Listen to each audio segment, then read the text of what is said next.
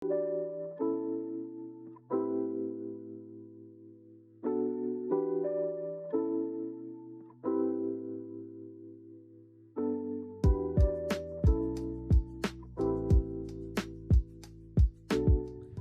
kabar semua? Kali ini kita berjumpa lagi di acara podcast kali ini. Kali ini kita kedatangan tamu, yaitu senior Cipok dari 2004, yaitu Mas Marul, yaitu yang bekerja di media Antara. Kenal, Mas? Saya Umarul Faruk dari media kantor berita Antara, angkatan Cipok di 2004. Angkatan 2004. Ini Mas, kan sore ya. Hari ini kita akan berbincang ringan nih tentang pengalaman dan sepak terjang di dunia media. Nah, bisa dibagikan sedikit cerita sebelum masuk ke pengalaman di dunia media itu seperti apa, bisa dibagikan sedikit pengalaman masuk di UKM Cipok. Tahun 2004 itu saya bersama Denny Suryanto dan Hari. Empat angkatan. Empat angkatan, terus mereka masuk media duluan. Setelah itu saya tahun berapa lupa, saya di media cetak Duta Masyarakat sekitar 2-3 tahunan lah. Setelah itu saya masuk di media Surabaya Pagi sama sekitar 3-4 tahunan. Terus tahun 2015, awal-awal tahun 2015 saya masuk di Antara Foto. Dari 2004 saat belajar di Cipok, boleh Mas sharing-sharing lah pengalaman belajar di Cipok itu. Selama di Cipok saya lebih banyak di luar sih, cuman ya untuk menjalin komunikasi dengan UKM-UKM yang lain di Surabaya dan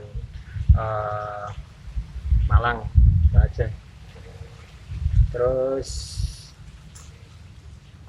pameran bersama teman-teman dan praktek, terus ya kuliah gitu aja. Oh, gitu ya Mas. Berarti banyak pengalamannya yang bisa istilahnya bisa menjadi bekal untuk nantinya terjun di dunia media itu, seperti ya bangun relasi, komunikasi teman-teman sama teman-teman UKM di yang Surabaya lain, maupun di luar Surabaya ya. Iya. Nah, untuk ini Mas, kan Mas Marul ini kan saya lihat foto-fotonya kan biasanya kan sering ini motret human interest, terus foto bencana gitu. Nah, itu bisa dibagikan nih Mas, ketika motret foto bencana itu gimana ini Mas? Bisa di-sharingkan itu Mas? Saya itu motret bencana kalau nggak salah 2 kali. Yang pertama di Gunung Bromo waktu erupsi. Gunung Bromo. Tahun berapa itu Mas? Tahun sekitar 2016. Itu erupsi pertama kali dan saya dapat tugas juga dari kantor untuk publikasi sih. Di awal-awal itu saya belajar tentang fotografi yang terkait dengan bencana, karena ada sebuah larangan ketika motret itu harus sesuai dengan aturan. Oh iya. Kalau bencana itu dilarang mendekat sekitar 3 kilo.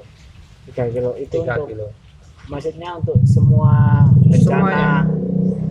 gunung berapi aja atau Semuanya. banjir Kalau tanah saya, longsor gitu? selama ini kalau saya untuk bencana alam ya gunung aja sih. Oh, baru meliput tentang Baru meliputan yang Bencana-bencana. Gunung Bromo sama Gunung Semeru. Yang Semeru ini saya berapa kali? Sekitar 3 kali. Yang Oke. awal-awal itu cukup lumayan ekstrim karena sampai di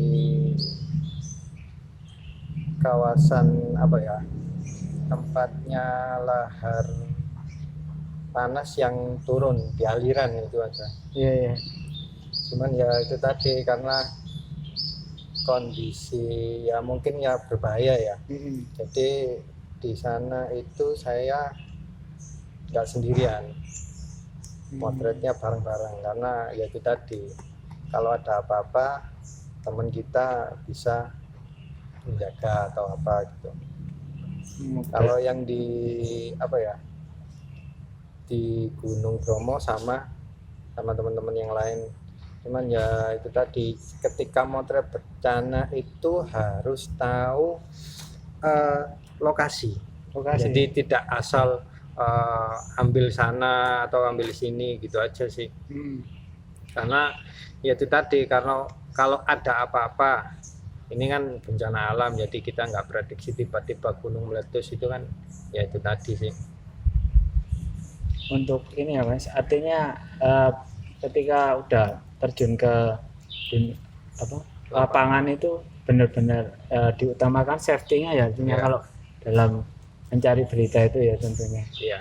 Dan nah ini Mas, ketika motret bencana gitu ada persiapan apa aja Mas Marul ini pengalamannya ini Mas, sebelum motret misalnya ini ada erupsi Bromo yang dulu pernah difotoin, tuh persiapannya apa aja Mas ketika motret, ataukah bekal, terus maksudnya bekal dalam arti persiapan ya secara di lapangannya nanti berapa hari, terus persiapan untuk teknis kameranya gitu juga. Kalau untuk bekal itu saya lihat kondisi aja sih sebenarnya. Ya. Kalau kayak erupsi Gunung Bromo itu saya 2 hari di sana. Terus untuk safety kamera saya bawa 2. Safety kamera 2 ya. Ya. Terus kalau yang di Gunung Semeru itu sama. Saya kalau nggak salah di Gunung Semeru itu 3 harian sama teman-teman. Jadi harus tahu, kita tanya ke warga. Jadi pengungsian di mana, terus jarak aman itu berapa, kita harus tahu. Karena kalau kita asal masuk aja ya itu tadi resikonya besar. Iya. Minimal ini ya. Dari informasi. Informasi itu sangat penting ketika motret bencana, karena ya itu tadi kita nggak bisa enaknya atau mungkin dengan kata dapat gambar eksklusif itu untuk di bencana alam sendiri, janganlah. Itu menurut pendapat saya, karena itu sangat berbahaya. Jadi harus punya rekan atau teman yang bisa bantu. Iya. Nah ini berarti kan untuk keselamatan kerjanya itu paling utama ya Mas, kalau untuk motret bencana itu ya pasti yang diutamakan keselamatan kerja. Jadi biar kita dapat fotonya juga ya, juga pulang dengan selamat juga gitu ya. Nah untuk ini Mas, kan pernah ini Mas, dengar ceritanya dari Mas Marul ini pernah motret sampai radius yang paling dekat. Nah, itu gimana Mas itu Mas? Itu mungkin kurang informasi. Kurang informasi dan itu saya melihat menurut saya masih jarak aman gitu aja sih. Jadi saya motret di bibir kawah Gunung Bromo yang sebenarnya itu jarak amannya itu radiusnya 1 km. Tapi karena di sana masih ada warga yang atau pengunjung yang lagi selfie di atas, jadi ya saya pikir ya aman-aman aja. Ternyata ketika sampai di bibir kawah itu saya merasakan ini hampir 5 kali kena apa ya, kesetrum. Kena setrum itu mas. Setrum. Kamera saya juga sempat apa ya, bergetar karena erupsinya itu kayak mengandung magnet. Itu aja sih. Jadi sempat saya coba untuk selfie, foto-foto di atas bibir kawah itu, dan ternyata di sana ya ada kayak medan magnet. iya, Medan magnet itu. Radiasinya Radiasinya ini besar. besar ya. Jadi kalau nggak salah saya selama 3 kali masih pikir aman. Setelah 5 kali baru saya pikiran, wah ini nggak aman ini, saya harus turun. Ya udah, saya akhirnya turun, dan ketika saya kirim ke kantor Jakarta sempat ditanyain bahwa ini aman kah? Karena di pemberitahuan, di berita-berita bahwa ini radius 1 km dilarang mendekat, ini gimana kok bisa sampai di bibir kawah itu sih. Tapi masih untungnya fotonya nggak di drop, dan sampai alhamdulillah juga bisa masuk di pameran tahunan kilas balik antara foto. Ya, itu Itu yang kedua kali. oh, kedua kalinya itu mas. Kalau nggak salah antara kedua atau ketiga kalau nggak salah, karena yang kedua itu saya motret tentang lumpur lapindo yang patung, dengan instalasi patung. patung yang sudah terendam, tinggal kepalanya aja dengan yang pecah-pecah lumpurnya yang udah kering. Itu tahun 2017-an. 2017. Jadi sudah beruntung bisa masuk di kilas balik selama 3 kali berturut-turut. Itu aja sih. Ya, berarti ini ya mas, apa istilahnya penghargaan juga ya. Itu berarti 3 kali kilas balik itu memang itu pameran bergengsinya ini ya, Pameran bergengsinya kantor berita antara ya. Setiap tahun jadi setiap tahun, dan apa ya, di Kurasi itu kan karena setiap harinya itu kalau nggak salah ada sekitar 150 fotografer se-Indonesia. 150 fotografer Perharinya bisa dihitung lah ya. berapa foto yang tayang, terus digabungin selama setahun, dipilih sebuah penghargaan juga sih, bisa masuk di salah satu ajang bergengsi gitu aja, karena bisa menyisikan, ya nggak menyisikan, masuk kategori itu aja. Iya, iya. Dari semua fotografer se-Indonesia dengan karyanya yang hampir ratusan ribu, itu selama 3 tahun berturut-turut. Kalau nggak salah kemarin juga sempat masuk yang tahun 2020. Nah, tentang apa itu mas fotonya? Kalau nggak salah tentang ini, vaksinasi di mana gitu, saya lupa. Saya sempat ada pemberitahuan bahwa selamat fotonya masuk kurasi, jadi ya, situ. Itu setelah pameran ada bentuk hard copy-nya dengan apa, dicetak buku gitu atau Ya, apa? dicetak buku. Oh, cetak buku. Pamerannya selama setahun, terus setiap peserta yang fotonya masuk dalam pameran itu mendapatkan buku. Mendapatkan buku. Wah, menarik nih Mas Randy, apa senior Cipok kita yaitu Mas Marul ini pernah mengikuti apa pameran bergengsi setiap tahunnya, udah 3 kali ya Mas, 3 kali mulai lolos. dari 2016 ya mas. 2016 sampai 2019-an lah. Oh berarti setiap tahun ya. Setiap tahun. Ya alhamdulillah sih setiap tahun, karena saya nggak kepikiran juga bisa masuk, karena banyak, Besar. dari sekian banyak foto itu aja. Bisa ini mas apa dijelasin itu mas untuk tantangannya mas ketika apa ya istilahnya mendapatkan karya yang begitu luar biasa itu kan butuh perjuangan juga itu mas. Mungkin mencari sesuatu yang berbeda. Ya. Saya setiap harinya itu sebelum melakukan pemotretan atau besok sebelum melakukan pemotretan itu saya punya ide. Jadi besok ada isu apa, saya mikirnya itu malam. Jadi enak. Ya. Setiap mau melakukan kegiatan saya sudah punya ide duluan. Gambaran gitu ya. Sudah Mas? gambaran. Oh besok mau motret ini. Oh besok motret ini. Oh ada isu ini. Ya udah saya gitu. Kalau nggak salah saya ke Semeru itu karena punya pengalaman Merapi itu erupsi. Ya.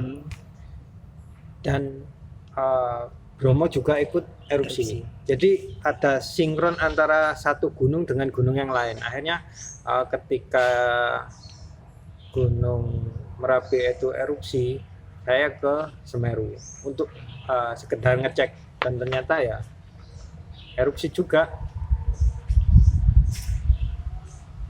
Jadi sering-sering, kalau saya sih lebih banyak sering-sering melihat media sosial. Ya.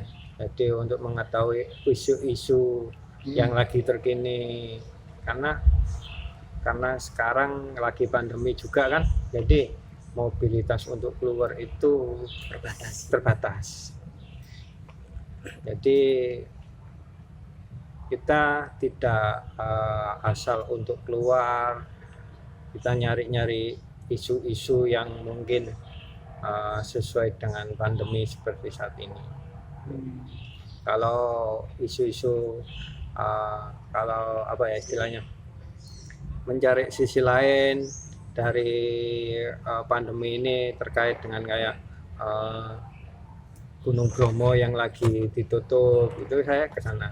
Oh, Jadi- meskipun ini ya Pak, meskipun nggak erupsi, artinya tetap kita harus menciptakan ide-ide ya, supaya mendapatkan visual-visual yang terbaru Berbeda. gitu, ya berbeda ya. Kalau Mas Marul sendiri lebih ini ya menciptakan apa visual yang berbeda dari Ya. yang lain gitu. Ya, ya. Karena ketika pandemi seperti ini Kak, apa sih dampak.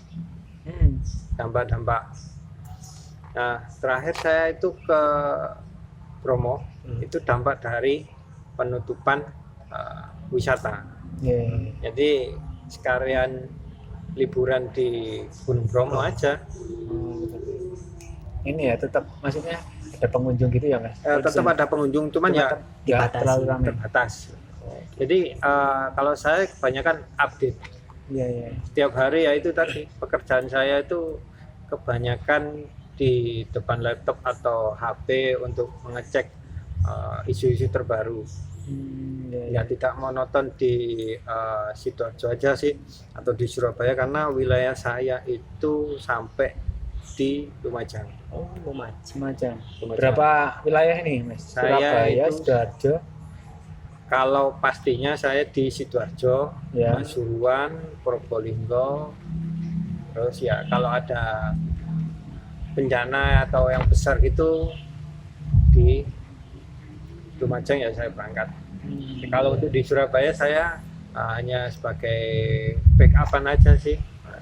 Kalau teman Surabaya ada yang nggak bisa, itu saya baru bisa bantu ngisi. Jadi kalau untuk kehidupan sehari-hari saya lebih banyak di Sidoarjo.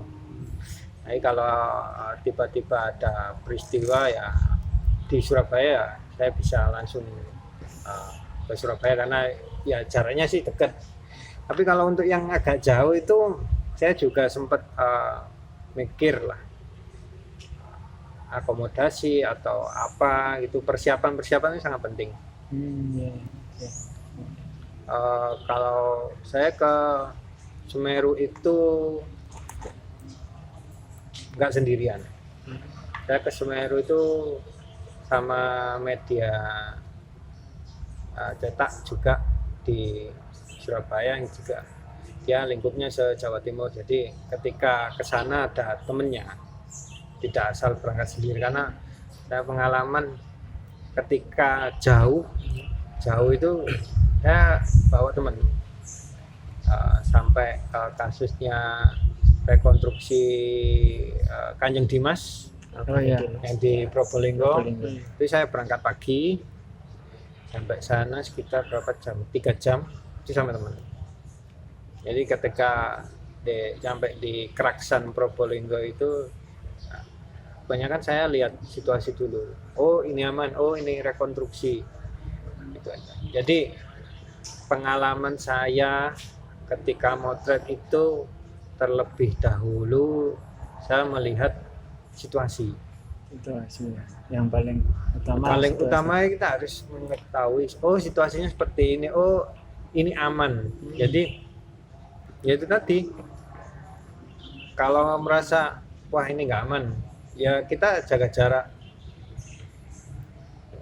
Terus kalau yang apa ya, terakhir itu saya banjir di Porong sama di Pasuruan yang lumayan cukup dalam, hingga sampai 1 meter saya. Yang di jalan depan Ya, Porong di Porong itu lumayan juga dalam. Terus yang lebih parah itu kalau nggak salah di banjir Keraton Pasuruan itu sampai ini seleher orang Seleher. dewasa. Jadi motretnya ya mendekat sih, cuman kan karena jarak aman sudah nggak jarak amannya udah nggak itu, ya saya mundur karena pegangan kamera itu sudah di ini Dia Di atas sejajar dengan air, sejajar sama kepala ya. sejajar dengan kepala airnya. Ya. Saya harus mundur, kalau saya tetap maju saya tenggelam. Oh gitu. Itu berapa? Itu waktu motret banjir sampai setinggi leher itu ada temannya juga itu Mas? Oh ada di Ada temennya. di belakang itu ada teman saya juga. Cuman kan saya kan lihat situasi dulu, karena oh aman ya udah saya maju sampai jarak sekitar 10 meter, terus merasa nggak aman saya balik.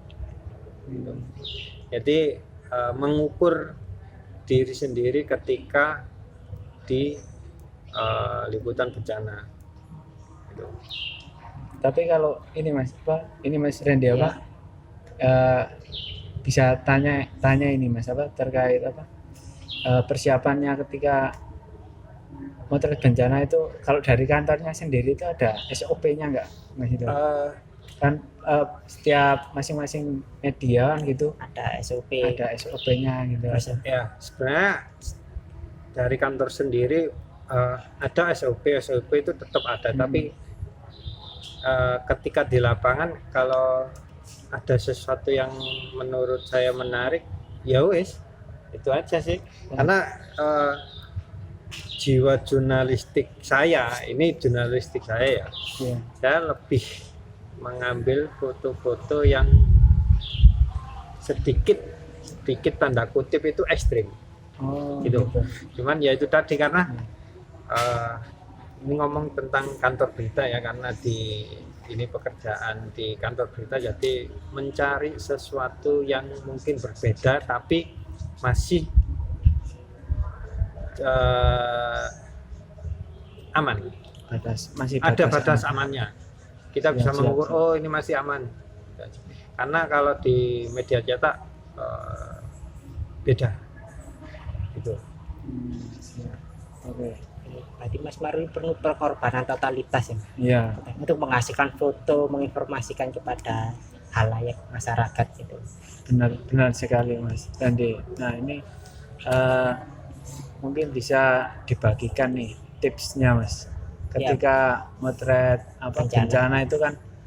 Buat warta itu jurnal fotografi pemula Mas. Ya, yang istilahnya nantinya pengen terjun di dunia media itu kan pasti butuh wawasan untuk seperti apa sih motret bencana foto bencana gitu. banjir itu ya apa. Persiapannya apa aja itu.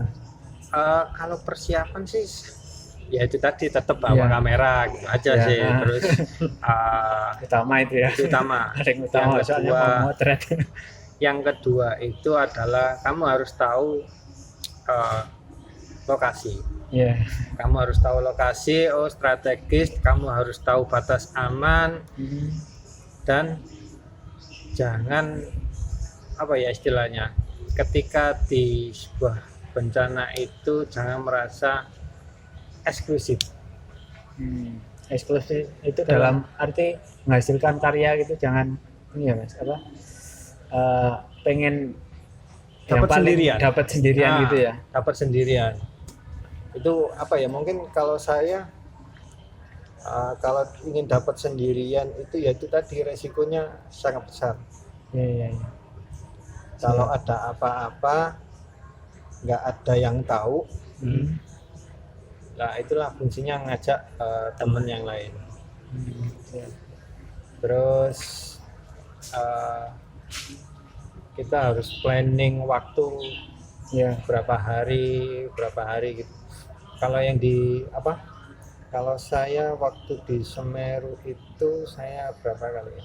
Jadi harus tahu potret sisi lain seperti warga kekurangan air, terus Ya. pengungsi, terus aliran lahar panasnya itu di mana kita harus tahu dan paling tidak di sana itu ada warga atau kita komunikasikan ke warga atau pihak sana setempat ya. Jadi kita juga mencari lokasi mana yang parah tapi itu masih aman. Ya. Nah, terima kasih nih Mas, udah membagi tipsnya bagi istilahnya para fotografer yang nantinya ingin terjun di dunia jurnalistik tentunya.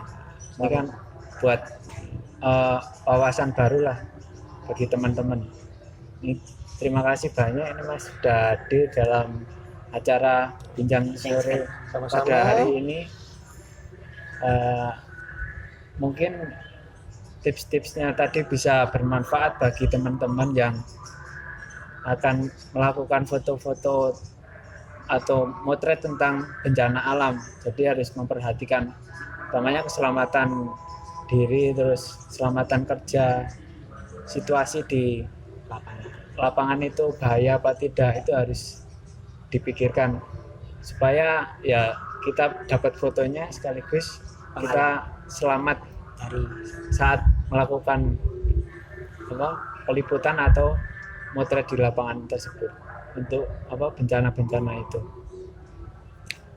Nah, cukup sekian untuk bincang sore pada kali ini. Saya Patrick undur diri. dan saya Randy. Saya Umarul. Sekian, terima kasih Mas Marul hari bincang-bincang foto ini. Terima kasih. Mari.